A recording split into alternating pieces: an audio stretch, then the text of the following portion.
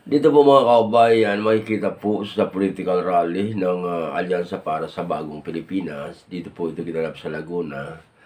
At makikita natin na talagang nag-uumapaw pa rin ang taga-suporta ng administrasyon dito po sa Laguna. Sapagkat kitang-kita po naman natin na talagang namumula. Naging kulay dugo ang paligid sa pagdalaw ng Alyansa para sa Bagong Pilipinas sa pamumuno ng ating Pangulong Marcos.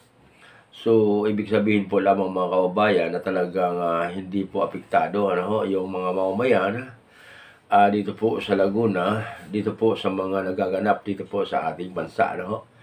Dahil dito po sa naganap na pag-aresto kay Digong ay malaki po ang naging impluwensya ng sitwasyon sa mga mamamayang Pilipino dahil yung simpatiya ng mamamayang Pilipino ay di umano'y napunta doon sa hanay ng dating Pangulong Digong. Pero ito naman makikita natin mga kababayan na talagang dito po sa ginanap na political rally ng Alyansa ay talagang makikita natin na hindi nila alintana yung mga isyong politika na naganap